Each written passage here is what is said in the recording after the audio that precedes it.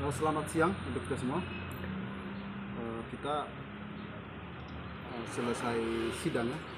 Namun sidang ditunda karena ketua majelis ya, yang juga adalah ketua PNND masih ada berhalangan. Di sidang ditunda ke tanggal 17 ya. Sidang ke 17 Desember. Pada saat ini juga kami ingin menyampaikan ya kepada publik sehubungan dengan perkara dugaan penipuan dan penggelapan korban ya, jatuhnya pesawat Sriwijaya menyangkut uang asuransi ini yang dituduhkan kepada klien kami Pak BNSDK. Kami menyampaikan hal-hal sebagai berikut. Yang pertama, sebenarnya kami tidak mesti ya untuk menanggapi ya terkait pemberitaan TV One sebelumnya yang dimana kuasa hukum menyatakan bahwa klien kami merampok ya, asal bunyi lah, bicaranya asal bunyi, tidak ada fakta persidangan. Dan selain itu juga seolah-olah ya kami menuduh si oknum ya yang bernama Danto ini adalah mafia. Memang sebelumnya kami duga kuat sebagai mafia yang membiayai kasus ini. Jadi mafia membiayai kasus titipan ini. Ya, bukannya kasus titipan. Karena yang kami anggap kasus ini adalah kasus titipan.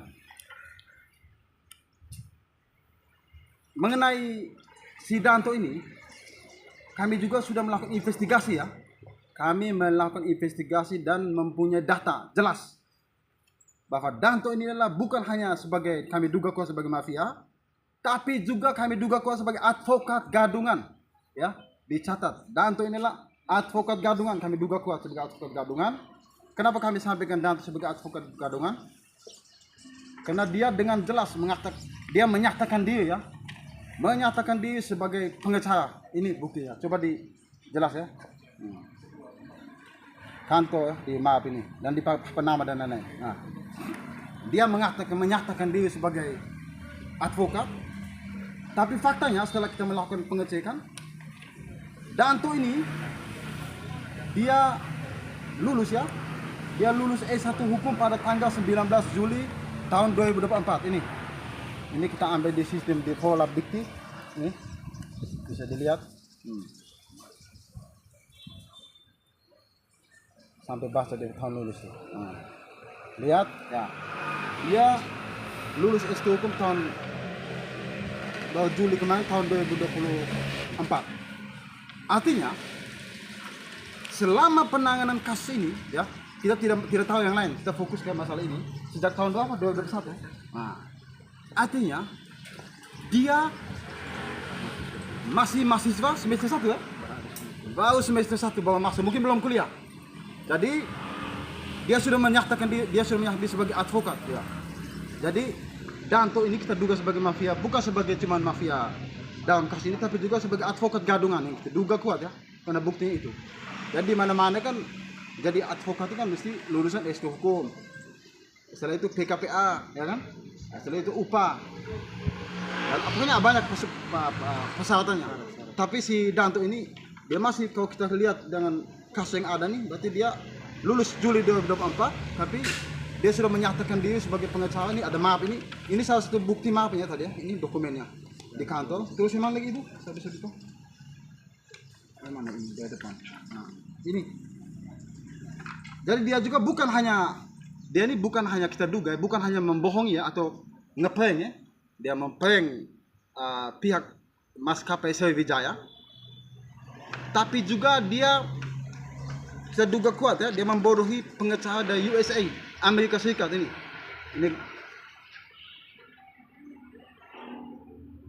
Dia juga ini kita duga nih mafia internasional juga nih ya.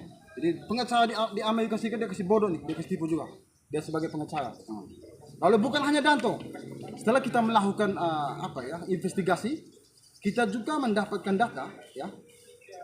Rekan yang bernama Tommy ini kita duga kuat juga sebagai advokat gadungan. Kenapa? Alasannya adalah setelah kita melakukan investigasi, coba lihat buku apa nama? Jadi temannya bernama Tommy ini, ini dia adalah notaris, ya. Jadi pertanyaan saya, undang-undang mana yang dipakai nih? Apakah advokat bisa mengangkat jabatan sebagai notaris, ataukah notaris juga bisa mengangkat jabatan sebagai advokat? Gitu.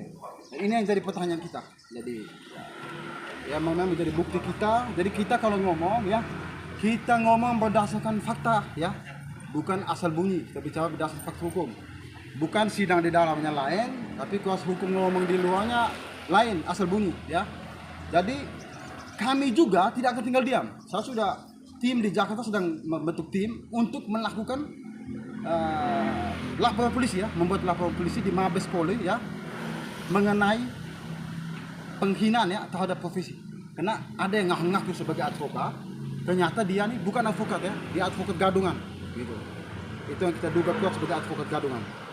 Lalu kita juga temukan data bahwa si Danto yang kita duga sebagai mafia yang melakukan manipulasi atau mafia dalam kasus ini, membuat kasus titipan kasus ini, yang dia membiayai kepolisian untuk membuat laporan fiktif, LP fiktif, bahkan sampai pada saat melakukan BAP dia di live streaming, dia sambil pantau, pada proses itu kan mestinya bersifat rahasia, ya.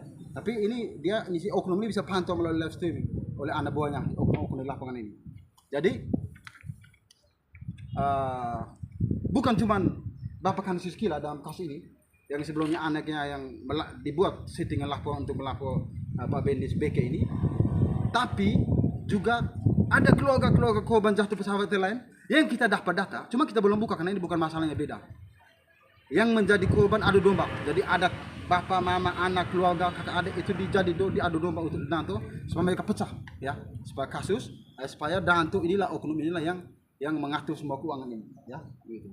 Dan kita juga, ya, menghimbau kepada masyarakat, kalau mau tentukan apa, ya, advokat itu, lihat dia punya legalitas, lihat dia punya jam terbang, dia pernah tangani kasus di mana, sidang di mana. Jangan asal asal percaya saja, gitu. Nah, nanti ini kena, termasuk klien kami juga, Pak Benedict adalah salah satu korban penipuan oleh Danto yang ngaku sebagai advokat, ya, menyatakan dia sebagai advokat, padahal dia boleh dikatakan kita duga kuat sebagai advokat gadungan, ya. Lalu bukan hanya itu, setelah kami melakukan investigasi, kami juga, ya, data ini, kami juga mendapatkan data bahwa si Danto ini dia pernah mangkir, ya, dari panggilan KPK, terkait uang suap proyek spam. Jadi sampai ke anak auditor BPK. Jadi oknum yang kita duga mafia sebagai Danto, dia juga terlibat, ya, dari tahun 2019, ya. Kita berharap kasus ini kalau belum selesai, kita minta KPK tolong ditindaklanjuti, Pak Prabowo Subianto, ya.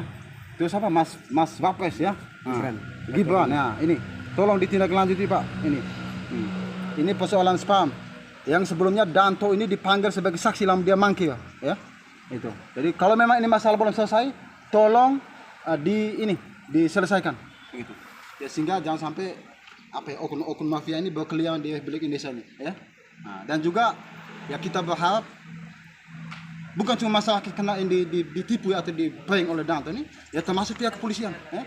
Pihak kepolisian diprank oleh pengacara advokat duga kuat advokat dengan tadi, lalu pihak kejaksaan, ya, bahkan termasuk kita tidak bisa menyebut yang lain-lain lah, sudah. Mungkin sekian saja, ya, penjelasan dan klarifikasi saya untuk menanggapi pernyataan kuasa hukum, ya, dari pihak Danto atau pihak Don dan siapalah yang mengatakan harus klarifikasi. Jadi jelas, ya, klarifikasi kami. Jadi kami bicara berdasarkan data dan fakta hukum, bukan asal bunyi, ya, yang di dalam pengadilan lain, di dokumen lain, kau omong di luar ngamang ngeso yang lain tidak jelas, ya. Oke. Jadi, ada tambahan?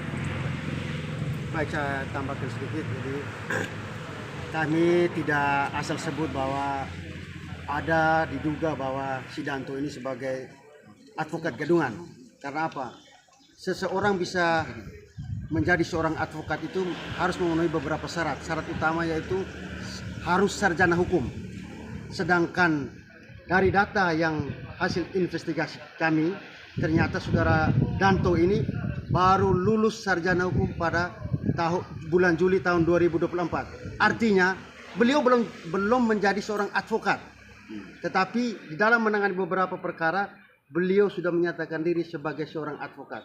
Sehingga pernyataan kami menyatakan saudara Danto ini sebagai advokat kandungan itu berdasarkan hasil investigasi, bukan hasil karangan yang didapat di jalanan. Itu dari saya, terima kasih. Baik, jadi sekali lagi kami tegaskan, semua pernyataan apapun yang kami sampaikan di media apapun terkait fakta perkara yang kami tangani, semua berdasarkan data, ya. Jadi kalau yang buta kenop, ya, yang di kampung-kampung yang tidak tahu pasti, jangan asal bunyi kalau ngomong, ya. Jadi begitu saja. Nah, sekian saja. Salam keadilan.